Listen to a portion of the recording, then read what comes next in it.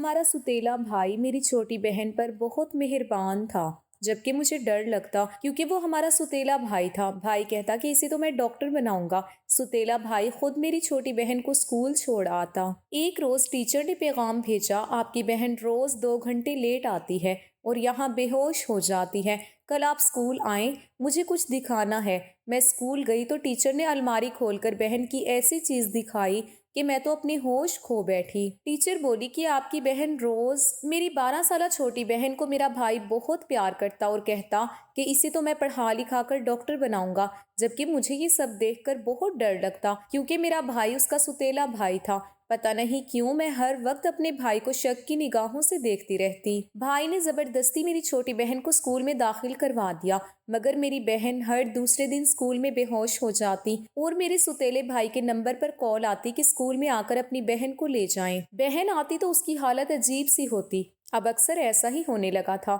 एक रोज बहन का बैग खोलकर कॉपी चेक की तो उस पर टीचर ने लिखा था कि आपकी बहन रोजाना स्कूल 1 घंटा लेट आती है और आप कल स्कूल आइएगा, मैं आपको कुछ दिखाना चाहती हूँ। तो मेरे तो कदमों तले से जान निकल गई थी क्योंकि मेरा भाई तो छोटी बहन को रोजाना टाइम पर स्कूल छोड़कर आता था। फिर ये कैसे हो सकता था? मैं उसी दिन भाई से छुपकर स्कूल चली गई। टीचर से मिली तो उसने अलमारी खोलकर मेरी बहन की एक ऐसी चीज दिखाई कि मेरा तो दिमाग ही चकरा गया। मैं तो अपने होशो हवास खो बैठी थी। टीचर बोली कि आपकी बहन तो रोजाना, मेरा नाम फिरदौस है, मैं बहुत खूबसूरत थी लेकिन मेरी किस्मत मेरे जैसी खूबसूरत नहीं थी। मेरी शादी एक ऐसे शख्स से हुई जिसने मेरे साथ बहुत ज्यादा जुल्म किया। वो मुझ पर रोज हाथ उठाता था, रोज मुझ पर तशद्दुद करता था और जिसकी कोई वजह नहीं होती थी। वो छोटी छोटी बातें जो उसे खुद ही बुरी लग जाती थी कि आज तुमने खाना अच्छा नहीं बनाया, आज तुमने मेरे कपड़े इस्त्री नहीं किए, मुझे समझ नहीं आती थी कि उसे मुझे मार कर मिलता क्या है। मेरी शादी जब हुई थी मुझे ये समझाया गया था, बेटा अब तुम जिस घर में जा रही हो उस घर से तुम्हारी लाश ही निकलनी चाहिए। इसलिए मैंने किसी को भी नहीं बताया कि मेरे साथ वहाँ पर क्या होता है। मैं समझती थी कि ये सब कुछ नॉर्मल है, लेकिन मेरी पहली शादी थी, मुझे पता नहीं था। लेकिन ये सब कुछ बिल्कुल भी नॉर्मल नहीं था। जिस तरह मेरा शोहर मुझे मारता था ऐसे कोई भी अपनी बीवी को नहीं मारता है। वो मुझे ऐसे मारता कि जैसे वो पुलिस वाला है और मैं कोई मुजरिम हूँ जिससे वो जुर्म उगलवाना चाहता है। मैं चुपचाप मार खाती रहती, छोटे छोटे जख्मों को छुपाती रहती थी। जब कोई बड़ा जख्म आ जाता था तो कहती थी कि गिर गई थी। अल्लाह ताला ने मुझे औलाद भी दी थी, मगर मेरे शोहर को फिर भी शर्म नहीं आती थी।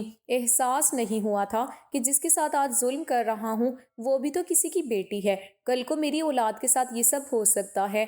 जिंदगी इसी तरह से गुजर रही थी। मेरे शोहर ने मुझे इतना मारा कि इस तरह मैं औलाद से महरूम हो गई। और उसी दिन मेरा सगा भाई जो बाहर के मुल्क में होता था वो अचानक से मुझसे मिलने आया था। उसने ये मंजर देख लिया। उसने कहा कि मैं अपनी बहन को यहाँ पर ख्वार होते हुए नहीं देख सकता, मुझे साथ ले जाना चाहता था। मेरे शौहर ने कहा कि अगर ये वापस गई तो मैं इसे तलाक दे दूंगा। मेरे भाई ने कहा कि तू तलाक भेज दे, फिर उसके बाद मैं तुझे ठीक करूंगा। मेरे शौहर ने तैश में आकर मुझे तलाक दे दी और उसके बाद मेरे भाई ने उस पर केस करवा दिया कि उसने हमारी बहन पर तशद्दुद किया है। फिर मेरे भाई ने भी मेरी दोबारा शादी करना चाही, लेकिन मैंने दोबारा शादी करने से इनकार कर दिया क्योंकि मैं अपनी छोटी बहन का ख्याल रखना चाहती थी, क्योंकि मेरी वालदैन का इंतकाल हो चुका था। सब हैरान थे। मेरा सुतेला भाई पहले से ही शादीशुदा था लेकिन उसके कोई बच्चे नहीं थे। हमारा सुतेला भाई हम पर बहुत मेहरबान था। मेरा शोहर मुझे बहुत मारता था लेकिन उसके बाद मेरे सुतेले भाई ने मेरा बहुत ख्याल रखा। बस कभी थोड़ी बहुत डांट पड़ जाती या गुस्सा कर देता तो मुझे इतना बुरा नहीं लगता था, लेकिन मेरे शोहर को तो मुझे मारने के लिए बहाना चाहिए होता था। मैं जिंदगी भर अंधेरे में ही रही थी, इसलिए अब रोशनी मुझे बहुत ज्यादा खूबसूरत लग रही थी। और अगर कभी कभी थोड़ा अंधेरा नजर आ जाता तो इतना डर नहीं लगता था। जिंदगी इसी तरह गुजरने लगी। जब शोहर से तलाक हुई तो मेरी बहन 6 साल की थी और आज मुझे अपने सुतेले भाई के साथ रहते हुए 6 साल हो गए हैं। मेरी बहन 12 साल की हो गई थी और मेरी तरह ही वो बहुत खूबसूरत थी। जब मैंने उसे 5 जमातों तक पढ़ा लिया तो उसके बाद उसे बड़े स्कूल में दाखिल करवाना था। मैं घर में मसरूफियत की वजह से मैं ज्यादा आना जाना नहीं करती थी। मेरा सुतेला भाई भी मेरी छोटी बहन को बहुत प्यार करता और कहता इसे तो मैं पढ़ा लिखा कर डॉक्टर बनाऊंगा। मेरा सुतेला भाई उसको एक नए स्कूल में दाखिल करवा कर आ गया। दरअसल मेरी बहन के 2 साल ज़ाया भी हुए थे, वरना आज वो बड़े स्कूल में पहले से ही पढ़ रही होती थी। तो वो 12 साल की पर छठी क्लास में थी। मेरी बहन बहुत खूबसूरत और लंबी चौड़ी थी, अपनी उम्र से भी ज्यादा बड़ी लगती थी। अपनी क्लास में सिर्फ मेरी बहन ही ज्यादा उम्र की थी। वो कहती थी कि बाजी, लड़कियां मेरा मजाक उड़ाती हैं। मैंने कहा कि तुम चुपचाप पढ़ाई करो, क्योंकि पढ़ाई बहुत जरूरी है। लेकिन एक बात बड़ी अजीब थी, जब से मेरी बहन ने नए स्कूल में जाना शुरू किया था, वो हर दूसरे दिन बेहोश हो जाती थी। जब पहली बार मुझे स्कूल से कॉल आई तो मैं बहुत परेशान हो गई। फौरन अपने सुतेले भाई को भेजा कि जाके बहन को ले आए, वो बेहोश हो गई है। मैं बहुत ज़्यादा परेशान थी। अचानक मेरी बहन को क्या हो गया था? उसकी भी तो एक बुरी आदत थी, सुबह सुबह नाश्ता करके नहीं जाती थी। मैंने भाई को कहा कि जाकर लंच दे आओ, लेकिन उसने 2 घंटे लगा दिए। मैंने कहा कि 2 घंटे कहाँ लगे? उसने कहा कि स्कूल वाले अजीबो गरीब किस्म के सवालात कर रहे थे। आप उसके भाई हैं, लेकिन उसके पिछले सर्टिफिकेट में तो किसी और का नाम लिखा है। मैंने बताया कि मैं उसका सुतेला भाई हूँ, तो मुझसे कोई कागजात साइन करवाए। और फिर बच्ची से पूछा कि ये आपके भाई हैं। जब उसने कहा कि मेरे भाई हैं, तब उन्होंने बच्ची मेरे हवाले की। वहां से उसे डॉक्टर के पास ले गया कि इसकी हालत बहुत बुरी थी। डॉक्टर के पास बहुत रश था, करते कराते 2 घंटे लग गए, लेकिन अब पहले से बेहतर थी। लेकिन इसे बहुत नींद आ रही थी और वो फौरन ही सो गई। ऐसा पहले कभी नहीं हुआ था। जब वो छोटी बच्ची भी थी तब भी नहीं हुआ था। अब तो माशाल्लाह से बड़ी हो रही थी। असली परेशानी मेरी तब शुरू हुई जब अगले हफ्ते भी यही हुआ। दोबारा से मेरे भाई उसे डॉक्टर के पास ले गए। इस दफा भी मेरा भाई उसे लेने के लिए गया। भाई ने कहा कि डॉक्टर ने कहा है कि ये कमज़ोर है, इसको खून की कमी है, इसको अच्छी खुराक दें। मैंने बहन की सेहत का ख्याल रखना शुरू कर दिया। पैसों का मसला नहीं था, अल्लाह का शुक्र था कि हमें किसी से मांगना नहीं पड़ता था। अपने घर में अच्छा भला खाना पीना था। बहन की खुराक का ख्याल रखना शुरू कर दिया। उसे कोई काम भी नहीं करवाती थी। स्कूल वालों को भी कह दिया कि इसको काम कम दिया करें। मैं ज्यादा पढ़ी लिखी नहीं थी, मगर थोड़ी बहुत उर्दू पढ़ लेती थी। इसलिए भाई से कहा कि इसके स्कूल की डायरी पर मेरी तरफ से पैगाम लिख दें, उसको काम कम दिया करें, इसकी तबीयत आजकल बड़ी खराब रहती है। उसने भी कॉपी पर लिख दिया। मेरी छोटी बहन भी अब चुपचाप रहती थी, कोई बातचीत नहीं करती थी, बहुत परेशान रहती थी। मैंने एक दिन पूछा तो कहने लगी कि बस यही सोचकर परेशान हो रही हूँ, मैं अगर बीमार हो गई पढ़ाई कैसे करूँगी। मैंने कहा कि पढ़ने के लिए सारी जिंदगी पड़ी है, सेहत जरूरी है, जिंदा होगी तो पढ़ाई करोगी। फिर उसके बाद भी उसकी परेशानी कम नहीं हुई थी। मेरी बहन स्कूल से आती तो उसे बहुत ज्यादा भूख लगी होती। वो कहती कि मुझे बहुत ज्यादा भूख लगी हुई है, मुझे खाना दे। और मुझे उसकी पसंद का खाना बनाना पड़ता था, क्योंकि उसको गोश्त बहुत ज्यादा पसंद था। वो सब्जियां नहीं खाती थी। रात को दूध भी पिलाया करती थी। हम उसे फल फ्रूट भी खिलाते थे। उस पर बहुत पैसा खर्च हो जाता था। भाई से कहा कि बहुत खर्च हो रहा है, तो कहने लगा कि अपनों के लिए तो इंसान कमाता है। वैसे उसने बहुत अच्छी बात की थी, लेकिन फिर भी वो उसका बहुत ख्याल रखता था। मैं सिर्फ इस बात पर हैरान थी कि हफ्ते के दिन ही मेरी बहन क्यों बेहोश हो जाती है, क्योंकि एक दो दफा तो चलो इत्तफाकन हो जाता है, लेकिन हर हफ्ते वाले दिन ही वो क्यों बेहोश हो जाती थी। मैंने उससे पूछा कि हफ्ते वाले दिन तुम्हें स्कूल से ज्यादा काम मिलता है? उसने कहा कि नहीं, ऐसा कुछ नहीं है, बस मेरी तबीयत खराब रहती है। लेकिन मेरे सुतेले भाई को वो अपने दिल की बात बता दिया करती थी। मेरा सुतेला भाई शाम को उसे घुमाने भी ले जाया करता था। कहता था कि बाहर ले जाऊंगा तो इसका मूड अच्छा हो जाएगा। मुझे एक बात की खुशी थी कि वो मेरी बहन का बहुत ख्याल रखता था, और मेरा भी, वरना बातें करने वाले तो चुप नहीं होते। सबने कहा था कि तुम्हारा सुतेला भाई तुम्हारे लिए एक गैर महरम है, इसके साथ तुम अपनी बहन को रखोगी। मुझे कभी कभार ये सोचकर अपने सुतेले भाई पर शक भी होने लगता, मगर मैं ऐसा शक अपने जहन में नहीं लाना चाहती थी। वैसे भी हमारा सुतेला भाई हमारे साथ अच्छा था, देखने में ऐसे नहीं लगता था, मुझे भी बहुत प्यार करता था। इतने सालों में उसने मुझे काफी इज्जत दी। अगले हफ्ते फिर मेरी बहन बेहोश हो गई, और वो भी हफ्ते वाले दिन, और इस दफा रात को मैंने अपनी बहन के रोने की आवाज सुनी। मैं हैरान थी कि किस बात पे रो रही है। मैं अंदर चली गई, आखिर मेरी बहन थी, मुझे तो पता करना था। उसने कहा कि बीमार होने की वजह से पढ़ाई ठीक से नहीं हो रही। आज मुझे रियाजी के टीचर ने डांटा है। मैंने कहा कि उनको नहीं पता कि तुम्हारी तबीयत खराब है। उसने कहा कि पता है, लेकिन वो ऐसी ही हैं। मैंने दिल में सोच लिया कि मुझे स्कूल जाकर बात करनी चाहिए। लड़कियों का स्कूल है, मेरे सुतेले भाई को अंदर जाने नहीं देते होंगे, उनसे बात कैसे कर सकता है। مجھے اس کی کلاس ٹیچر سے کوئی بات کرنی چاہیے، اس کی طبیعت خراب ہے، اس کو کام کم دیا کریں، اور اگر کوئی غلطی ہو جائے تو اسے سزا نہیں دیا کریں۔ بیمار بندہ تو اپنا آپ سنبھال نہیں سکتا، پڑھائی کیسے کرے گا؟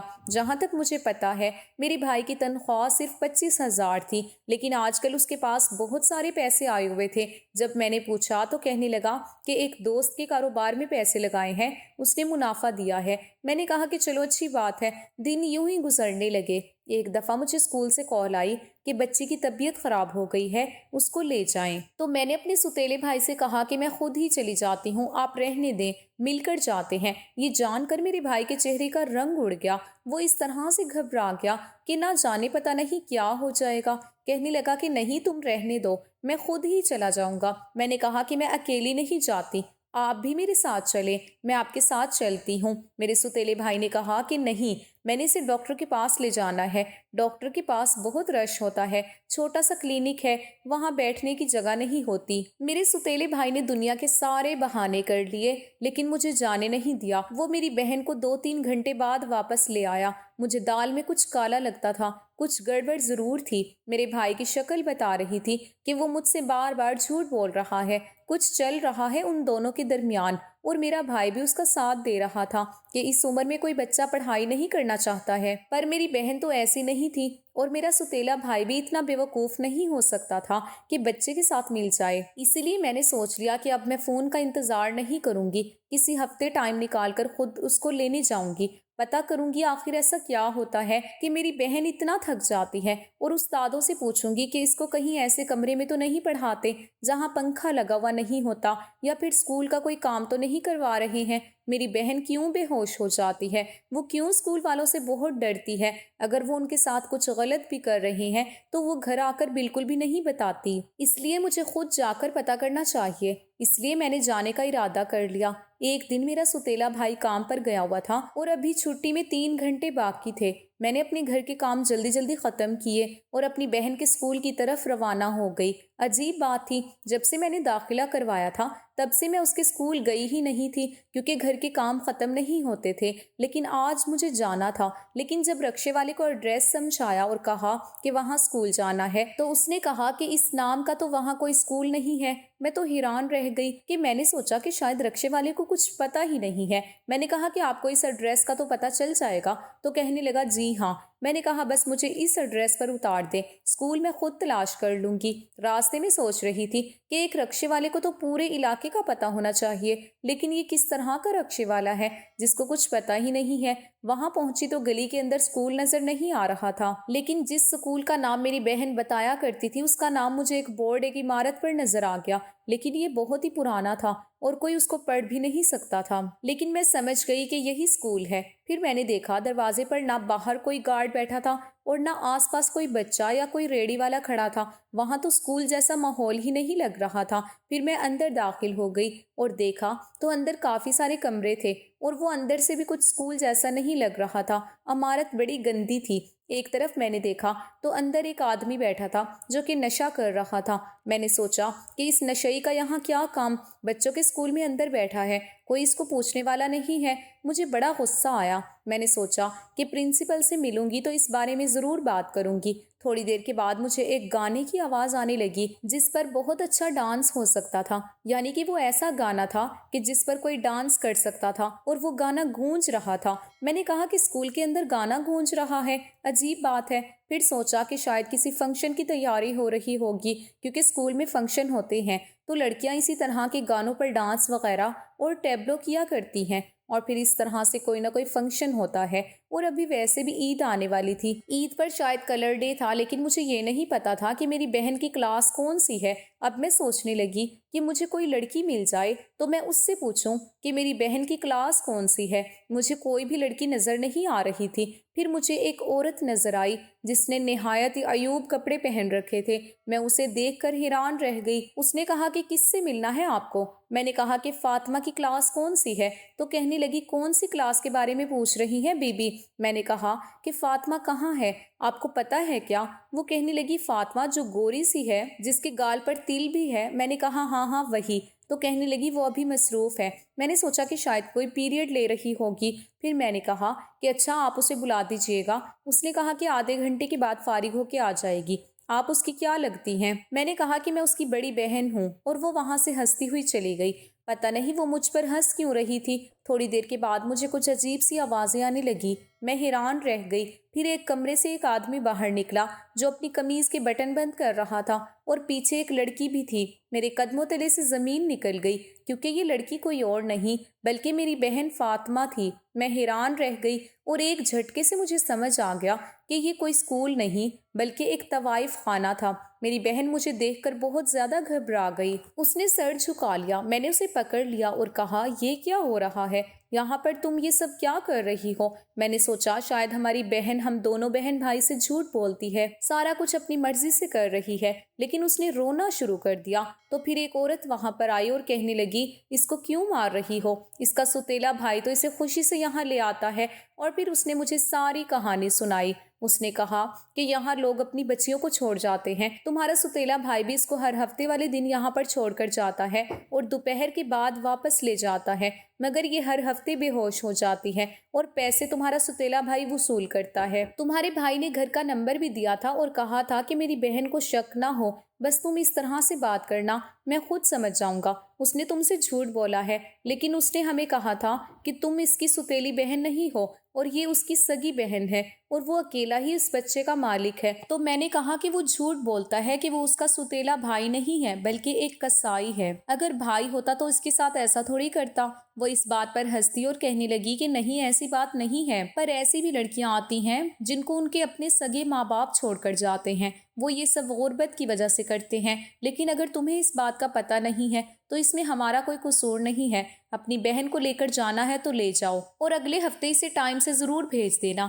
میں خاموش ہو گئی، کیونکہ میں ان لوگوں کے منہ نہیں لگنا چاہتی تھی۔ میرا مجرم تو میرا بھائی تھا۔ میں گھر نہیں گئی بلکہ سیدھا پولیس کے پاس چلی گئی اور ان کو سب کچھ بتا دیا۔ یہ بھی بتا دیا کہ اس جگہ اسکول کے نام پر کون سا کاروبار ہو رہا ہے، اور اپنے سوتیلے بھائی پر بھی کیس کروانے کے لیے FIR درج کروا دی کہ میرا سوتیلا بھائی میری بہن کو وہاں پر بھیجتا رہا ہے اور سارا کچھ جو بھی مجھے پتا تھا ان کو بتا دیا۔ قسمت سے پولیس کا بڑا آفیسر کھڑا تھا جس نے مجھے دیکھ لیا اور میں نے اس کو سب کچھ بتا دیا تھا۔ اس نے فوراً نفری بھیجی، ان سب لوگوں کے ساتھ ساتھ میرے بھائی کو بھی حراست میں لے لیا۔ میرا سوتیلا بھائی میری بہن کا سودا کر رہا تھا، وہ ہر ہفتے والے دن اسے طوائف خانے چھوڑ آتا تھا اور اس کی کمائی کھا رہا تھا۔ چھوٹی بہن کو بھی دھمکایا تھا کہ اگر اس نے یہ بات کسی کو بتائی تو وہ اسے مار دے گا۔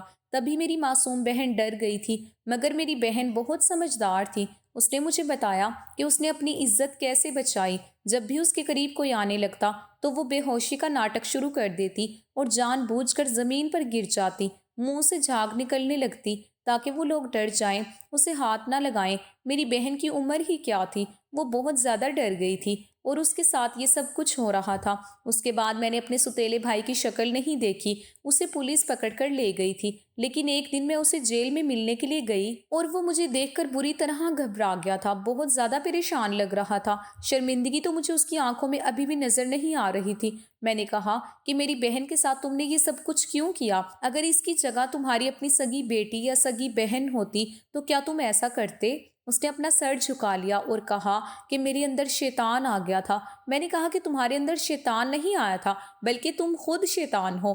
اس نے کہا کہ کیس واپس لے لو، بھلے ہی مجھے چھوڑ دو، میرے ساتھ نہیں رہنا تو نہ رہو، لیکن کیس واپس لے لو۔ میں نے کہا کہ میں کیس واپس نہیں لوں گی، تم بھی ان کے گروہ کے ساتھ شامل تھے، جو سزا ان کو ملے گی تمہیں بھی وہی ملے گی۔ میں نے اس کے خلاف بھی کیس کر دیا تھا اور اب ہم اس کے ساتھ نہیں رہنا چاہتی تھی، ہماری زندگی برباد ہوتے ہوتے بچ گئی تھی۔ یہ تو میری بہن سمجھدار تھی، ورنہ اس کے سوتیلے بھائی نے تو کوئی کسر نہیں چھوڑی تھی۔ میرے ساتھ تو زمانے نے جو کیا سو کیا، لیکن میں اپنی بہن کے ساتھ کچھ ایسا ویسا برداشت نہیں کر سکتی تھی۔ وہ بہت زیادہ ڈری ہوئی تھی، اس نے مجھے کوئی بات نہیں بتائی تھی۔ ہم نے وہ محلہ چھوڑ دیا۔ اس کے بعد ہم اپنے سگے بھائی کے گھر دوسرے ملک چلے گئے جہاں میری بہن کے بارے میں کوئی بھی نہیں جانتا تھا۔ ویسے تو اس بات کے بارے میں کسی کو پتہ نہیں چلا اور میں کوئی رسک نہیں لینا چاہتی تھی۔ میں نے اپنی بہن کو پھر سے اسکول میں داخل کروا دیا۔ اس نے بمشکل ایف اے کیا اور اس کے بعد بی اے کیا تو میں نے اس کی شادی کر دی۔ اس بیچ میں نے اس سے کس طرح سنبھالا، کس طرح سمجھایا، یہ صرف میں ہی جانتی ہوں۔ بیچاری راتوں کو اٹھ جاتی تھی، ابھی بھی سوچتی ہوں تو کلیجہ منہ کو آ جاتا ہے۔ کیا بگاڑا تھا ہم نے اس شخص کا جو اس نے ہمارے ساتھ اتنا برا کیا تھا۔ اللہ تعالیٰ سب بیٹیوں کو اپنے حفظ و امان میں رکھے۔